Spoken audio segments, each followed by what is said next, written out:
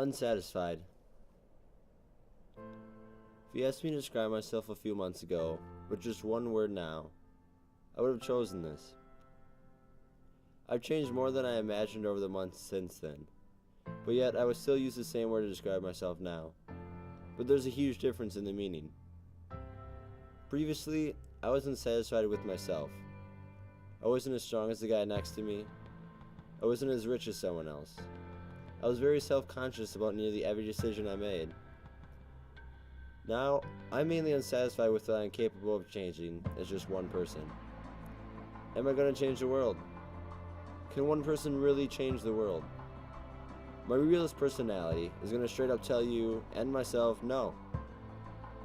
But I'm able to cope with this dissatisfaction by starting on a small scale, because I found myself able to have a decent impact on the people around me. You see, I was never much of a critical thinker other than in math class. Since our trip, I've begun to question the tasks and little things I do daily. It had bothered me for quite some time after we returned on what kind of impact we really had, or really could have.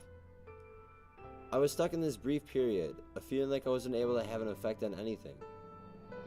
I remember we discussed how we were bothered by how people would ask about how our trip went, but we felt that they didn't care to hear how it really went because they just wanted a simple answer. This same thing seems to happen every day of our lives when someone asks how we are doing. The question and its answer both lack any meaning. The way I felt about this provoked me to try something new. I was surprised by what happened, especially at work. Every single person I asked how they were doing replied with the typical good, pretty good, or fine. However, many people seemed surprised when I said I was doing excellent. This bothered me because I have been that standard person my entire life.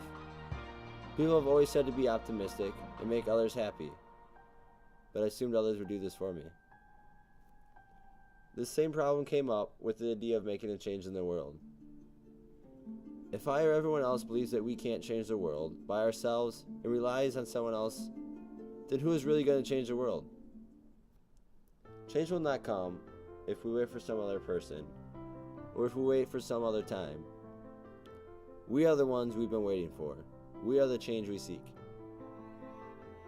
I took this class hoping to make an impact and change somewhere else in the world.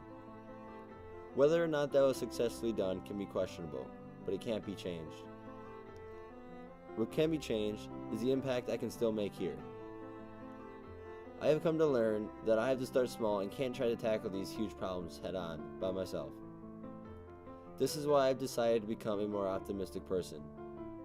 It's a small but significant step for impacting the people around me, and a larger step to improving how happy I am.